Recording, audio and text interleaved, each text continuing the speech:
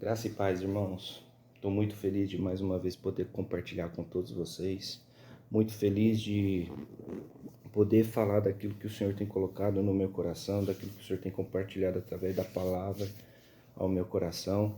E hoje, dando sequência à nossa série de estudos aí do mês de janeiro, né, onde nós estamos tratando aí sobre alguns encontros de Jesus. Hoje nós vamos falar sobre o encontro, né, de Jesus com o cego de nascença. E a minha oração é que, de fato, o Senhor nos dê sensibilidade à voz dele, que o Senhor nos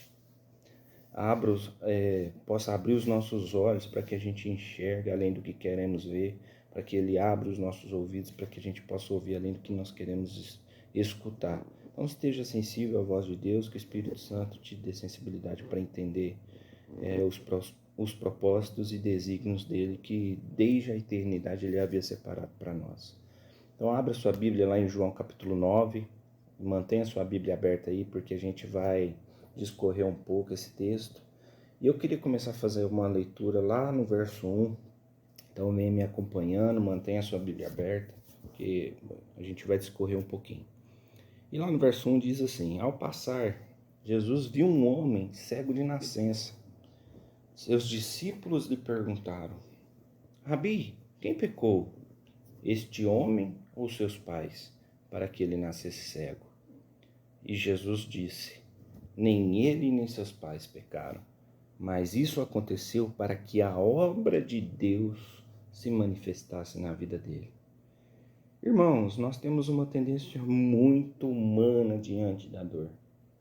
Quando algo não funciona, quando algo nasce fora do lugar, nasce quebrado, quando algo sai do lugar, quase sempre a primeira pergunta não é o que pode nascer daqui. A pergunta que a gente faz sempre é: de quem é a culpa? E foi dessa forma que os discípulos, ao verem o cego de nascença, ao passarem ali com Jesus pelo cego de nascença, agiram. Eles viraram para Jesus, seguiram ali com aquela pergunta: Rabi, quem pecou? Este homem ou seus pais, para que ele nascesse cego?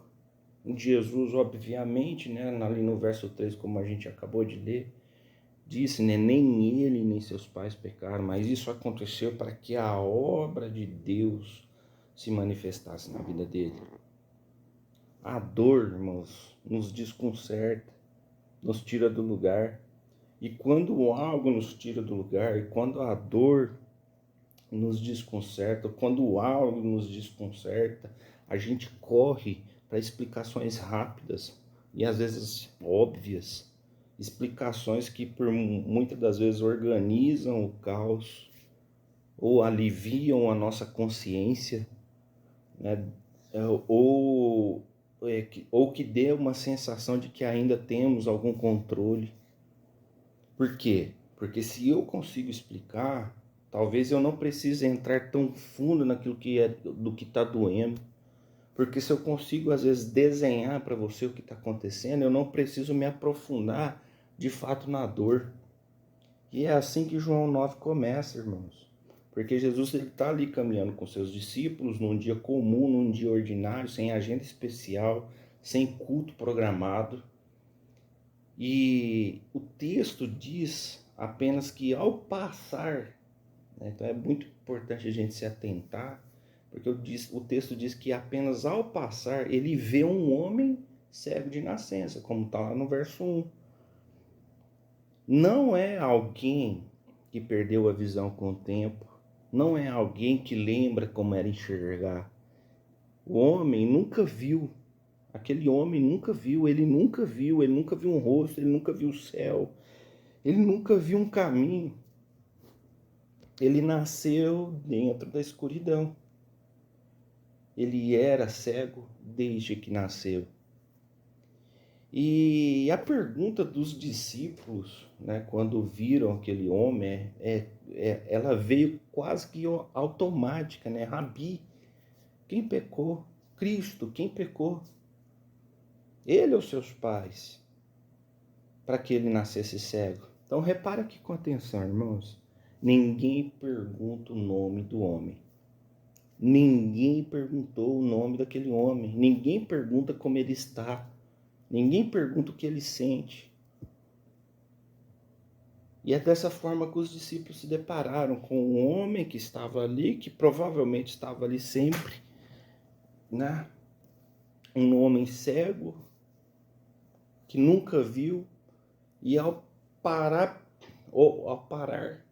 passar próximo daquele homem, a pergunta que os discípulos fazem, né?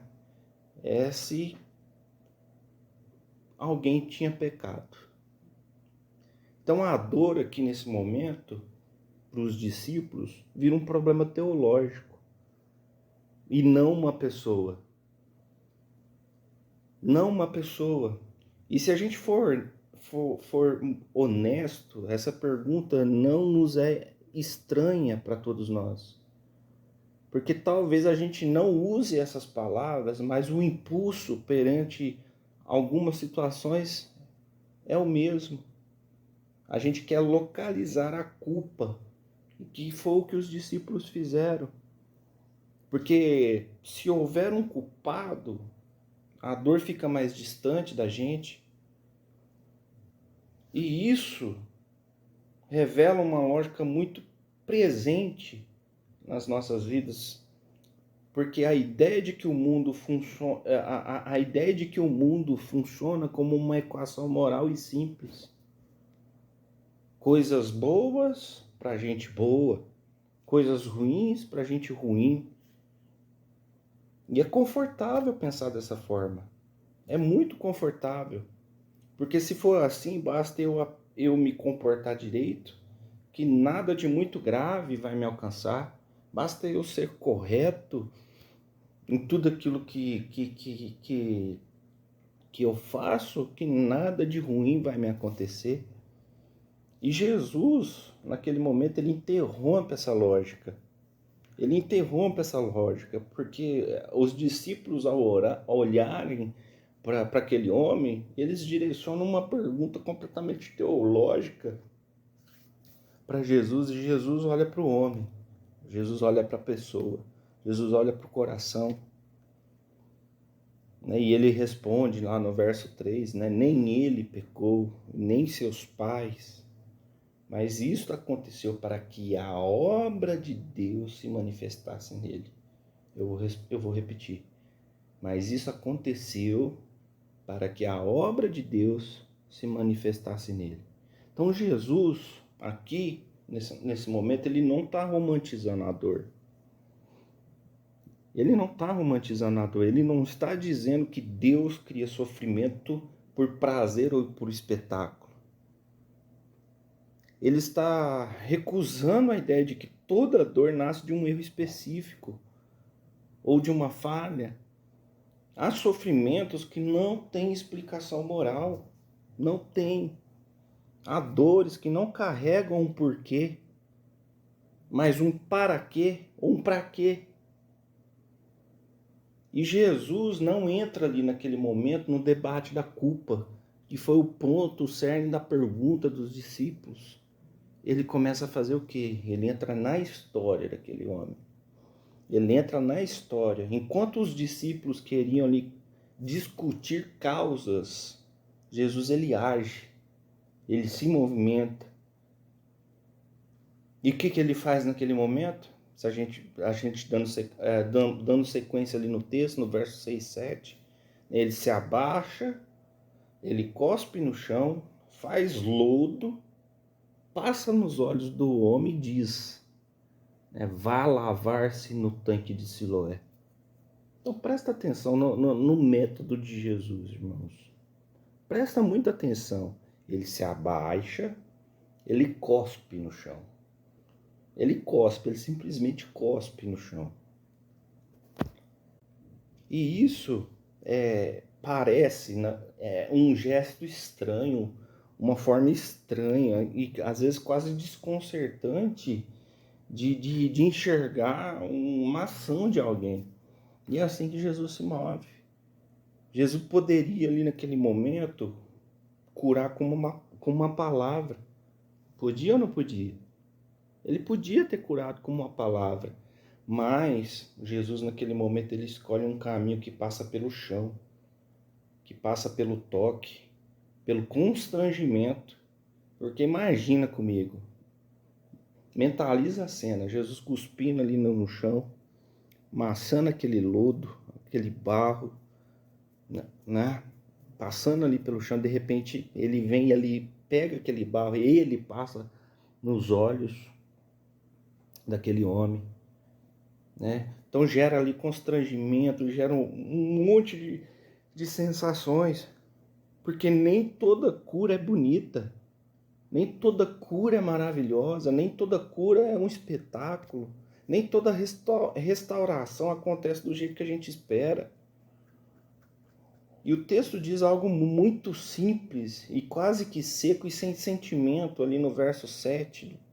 Ele foi, lavou-se e voltou vendo. Ele foi, lavou-se e voltou vendo. Então preste atenção aqui comigo. João, nessa passagem, ele não se detém a um espetáculo. Ele não descreve esse episódio com emoção ou com aplauso. Por quê? Porque o centro da história, que não é o método do milagre, não é o método daquilo que Jesus fez, o método daquilo de como Jesus fez. Por quê? Porque o que acontece é o que vem depois, é o que acontece depois que a luz entra. Porque quando a luz entra, ela não apenas ela ilumina, ela revela. E isso é maravilhoso. Ela revela, ela mostra, ela deixa claro. E nem todos gostam do que a luz revela. Nem todos. E foi o que aconteceu posteriormente a isso, porque os vizinhos ali, os companheiros, né, daquele homem, ficaram completamente confusos, né, porque alguns começaram a se perguntar, dizendo com dúvida se era ele mesmo, né, outros começaram a falar que só parecia com ele. Por quê? Porque o homem já não está mais cego. É o cara que nasceu e viveu toda a vida cego, agora ele enxerga, agora ele vê. E o homem, né, perante todos esses questionamentos, ele chega ali no verso 9, né, e diz: sou eu mesmo, sou eu mesmo, sou eu mesmo, sou eu mesmo. O primeiro impacto aqui da cura, daquele momento, não é celebração, é um estranhamento, é um silêncio quase desconfortável, porque as pessoas ficaram sem entender como aquele homem cego de nascença agora enxerga. Então não houve uma celebração naquele momento de cura. Houve um silêncio, houve perguntas. Aquele que sempre foi conhecido ali pela falta, agora ele não cabe mais no lugar onde eles o colocaram. Por quê? Ele não é mais cego. Mas o ambiente ainda não sabe quem ele é. Ele não é mais o cego. Mas aqueles que ali estavam ao redor dele não sabem ainda quem ele é. E isso incomoda. Isso incomoda muito. Aí o que acontece posteriormente? Eles pegam aquele homem, levam o homem aos fariseus, lá a partir do verso 13. E o texto começa a ficar um pouco mais denso aqui. Porque ninguém nega o milagre. Ninguém está negando o milagre. Ele foi curado. O problema não é que ele vê. O problema é que Jesus curou no sábado agora, né? Que está lá no verso 14 a 16. Então o problema agora já não é mais o milagre. O problema agora é que Jesus curou no sábado.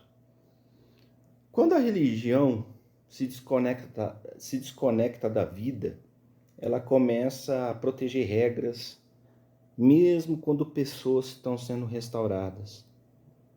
Quando a religião ela se desconecta daquilo que ecoa na eternidade, ela começa a proteger sofismas e regras, mesmo quando pessoas estão sendo curadas. E o que acontece naquele momento? Um interrogatório dos fariseus, dos religiosos para com aquele homem cego. E esse interrogatório se repete. Pergunta ali como ele foi curado, ali no verso 15. E ele responde com simplicidade o tempo todo. E lá no verso 26 já eles continuam insistindo e perguntando de novo. Até que de fato cansado, ele reage com uma ironia, eu acho que até às vezes ingênua. Porque eu imagino como aqueles religiosos, os fariseus ficaram indagando ele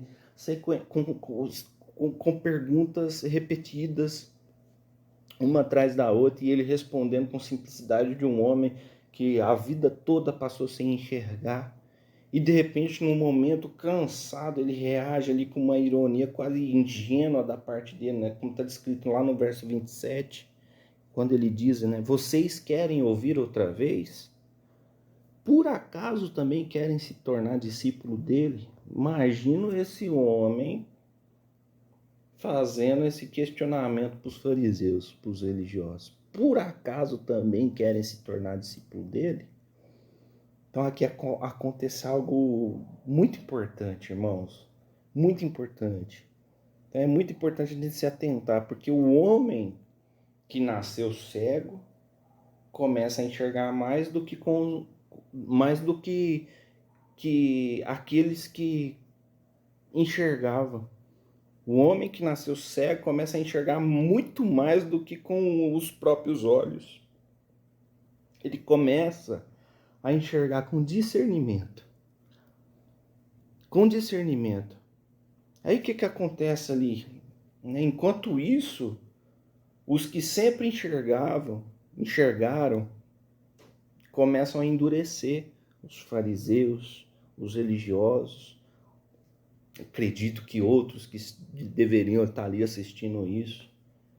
Então, enquanto um que não enxergava passa a ver além dos olhos carnais, começa a enxergar com discernimento, os que enxergavam começam a endurecer o coração.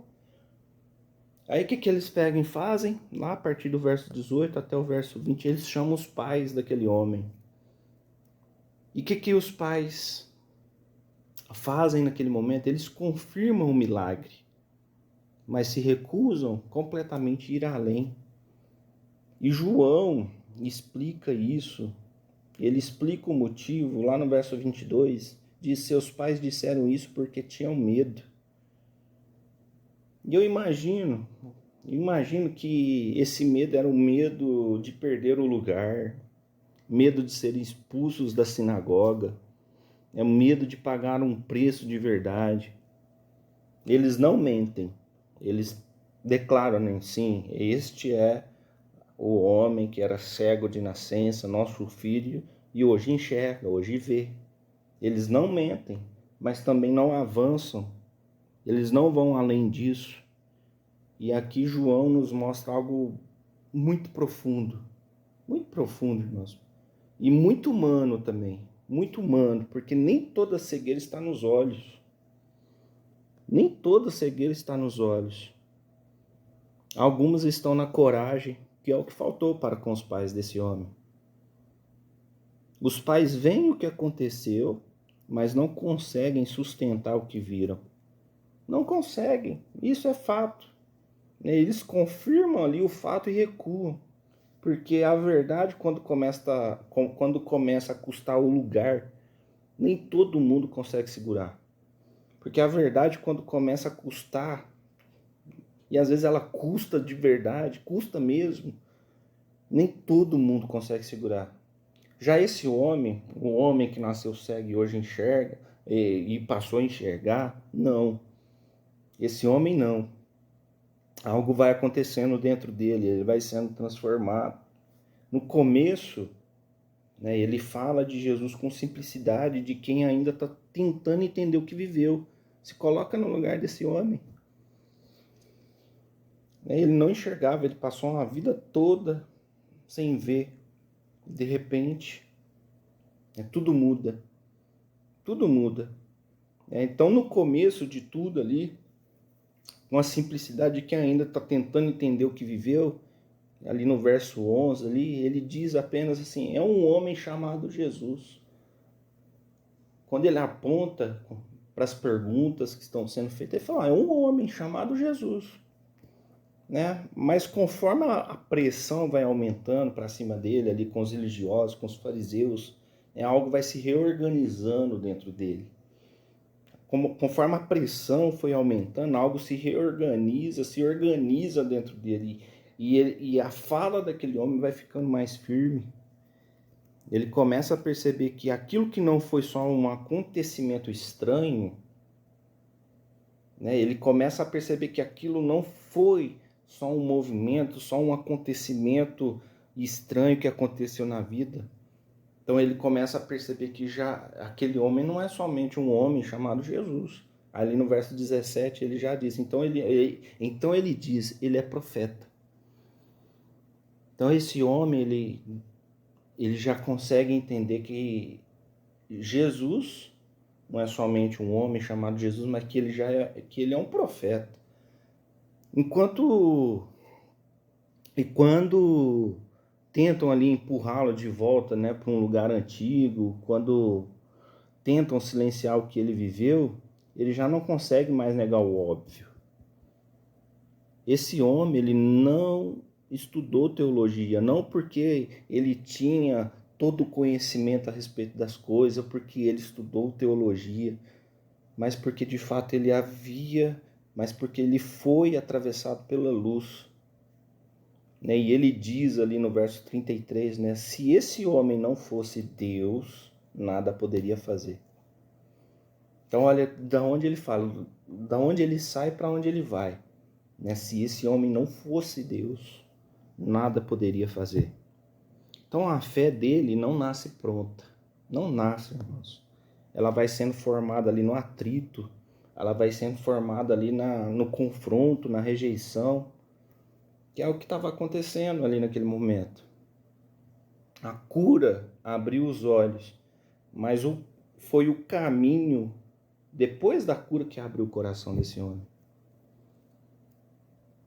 Foi o caminho depois da cura que abriu o coração desse homem. Até que chegou um momento que ele foi expulso lá da sinagoga. No verso 34 a gente vê isso. Ele é expulso da sinagoga. Ele perde o lugar, ele perde o sistema, ele perde a proteção. E é exatamente aí que Jesus encontra com ele novamente. No verso 35. Jesus não encontra ele no templo. Não encontra ele ali num ambiente religioso. Ele encontra com esse homem do lado de fora. Do lado de fora. E aí vem uma pergunta, né? Você crê no Filho do Homem? Jesus chega ali, né, naquele momento e pergunta, você crê no Filho do Homem? No verso 35. Aí esse homem ele responde, quem é ele para que eu creia? Verso 36. Aí Jesus pega no verso 37 e diz, você já o tem visto. É aquele que fala com você. Então presta atenção nesse momento, irmãos. Presta muita atenção. Porque é muito importante esse momento, essa passagem. E ela fala muito ao meu coração. Porque Jesus ele não se apresenta com um título. Ele não se apresenta com um título. Ele se apresenta com presença. Com presença. É aquele que fala com você. Você já o tem visto. É aquele que fala com você. Então Jesus não se apresenta com título, ele se apresenta com presença. Aí o homem ali no verso 38, ele diz, Senhor, eu creio. E partindo disso, o que ele faz? Simplesmente adora. Ele adora, ele se prostra, ele crê. Ele crê. Ele crê. Ele termina a história completamente fora da sinagoga, porque ele foi expulso daquele ambiente, mas termina aos pés de Jesus. ele perde o sistema, mas encontra ali um Salvador. Então Jesus, né, diz na sequência ali no verso 39, algo que pesa muito, né? Eu vim a este mundo, verso 39, eu vim a este mundo para que os cegos, presta atenção, eu vim a este mundo para que os cegos vejam e os que veem se tornem cegos. Aí os fariseus ouviram isso, né? Devem ter ouvido essa conversa, devem não, ouviram essa conversa e fazem uma pergunta no verso 40. Acaso nós também somos cegos?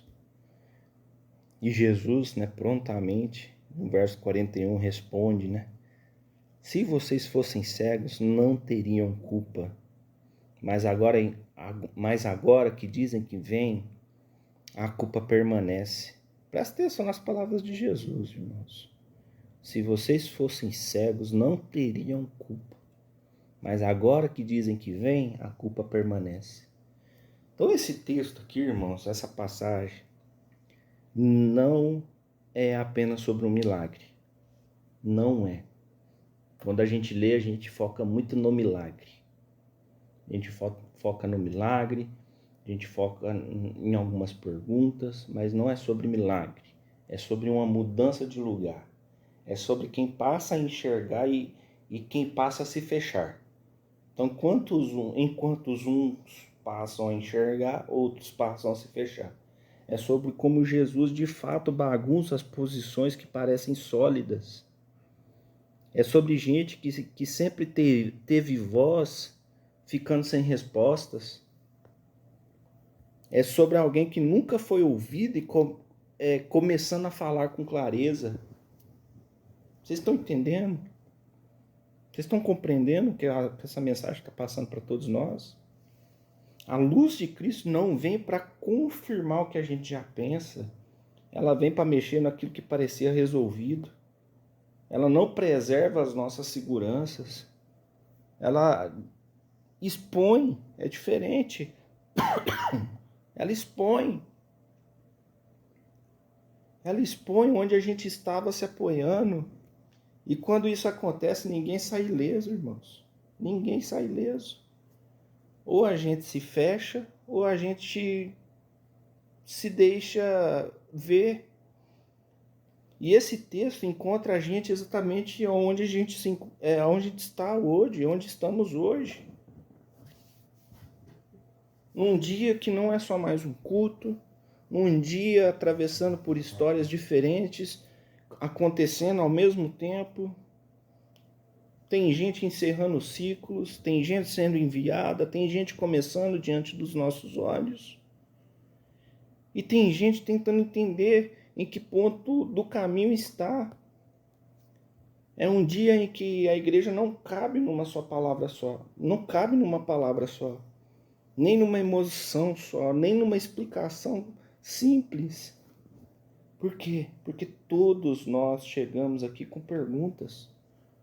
Alguns com dor, outros com gratidão, outros com medo, outros cansados. E talvez a pergunta hoje seja: por quê? Por que agora? Por que essa mudança? Por que esse fim? Por que esse começo? E talvez, irmãos, Jesus não responda como uma explicação. Não responda. Talvez ele responda com convite.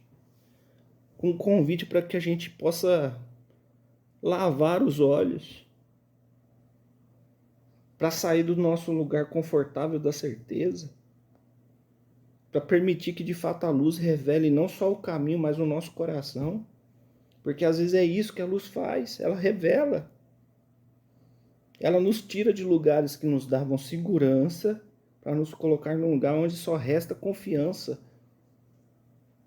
Onde só resta confiança. Aí eu tenho uma pergunta para te fazer hoje. Que tipo de cegueira Jesus está curando em você hoje? Talvez não seja a dos olhos, talvez seja a do orgulho, da presunção, da rigidez, a do medo de mudar, a da necessidade de entender tudo antes de obedecer. Muitas vezes a gente é assim, a gente quer entender antes de crer, de obedecer. Obedeça primeiro. Jesus não aparece aqui tentando ganhar uma discussão, irmãos. Ele não está interessado em sair com a razão. Ele está completamente interessado em que, de fato, ele está interessado em que a gente volte a enxergar. Que a gente volte a enxergar. Por isso, irmãos, quem se agarra às próprias certezas acaba ficando parado. Acaba ficando parado. E quem reconhece que não vê tudo, começa a caminhar. Precisamos aprender a reconhecer que não vemos tudo, que não somos suficientes, para que de fato o caminho se torne mais claro à nossa frente. Porque nesse caminho nem sempre é quem acha que enxerga, que acha que enxerga bem, que vai perceber primeiro as coisas.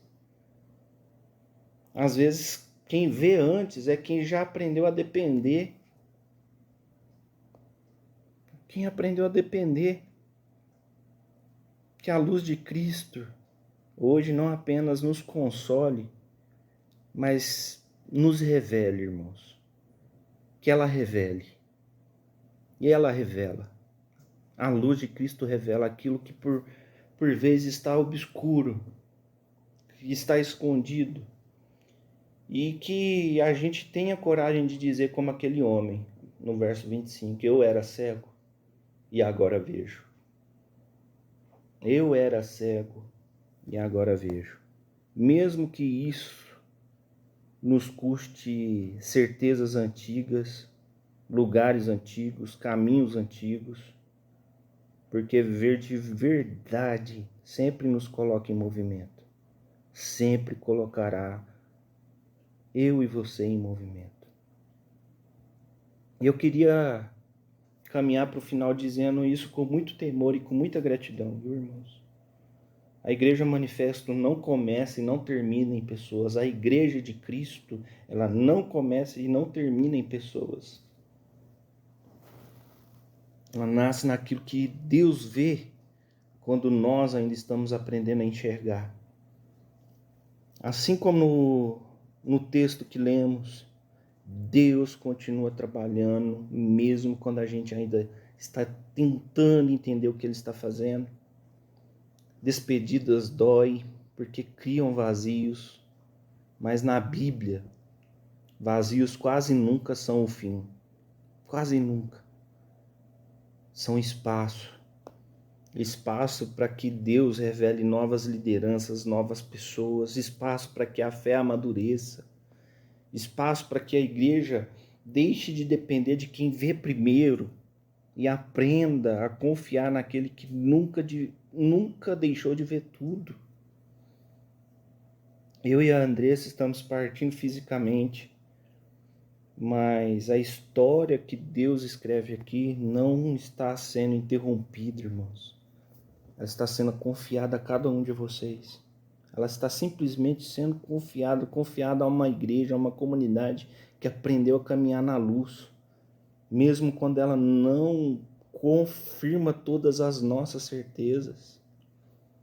E eu creio de verdade, viu, irmãos, que o futuro dessa igreja não será menor por causa da nossa ausência, mas será mais profundo por causa daquilo que Deus continua fazendo. Porque igrejas saudáveis não são sustentadas por presença constantes, mas são sustentadas por um Deus que permanece quando tudo muda. É ou não é, irmãos? É ou não é, irmãos? Então, se hoje existe dor, ela não é um sinal de abandono, é sinal de vínculo. É sinal de vínculo, e vínculos verdadeiros não se rompem com o deslocamento. Não se rompem com deslocamentos, eles amadurecem. Nós partimos com o coração cheio de gratidão. esperança e cheios de fé no que Deus ainda há de revelar aqui. E seguimos acreditando, viu, irmãos? Na mesma coisa que aprendemos juntos. A luz de Cristo continua acesa.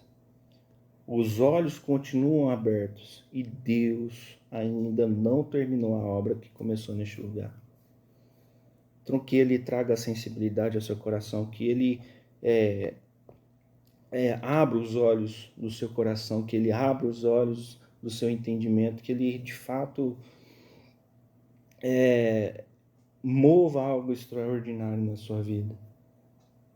Por mais que esse extraordinário seja ordinariamente simples, mas que você possa se mover, se prostrar diante do Rei, lavar os próprios olhos, para que você possa enxergar além daquilo que os nossos olhos carnais querem ver, para que você possa de fato ver além daquilo que os seus olhos carnais querem ver, para que de fato você possa olhar e viver de forma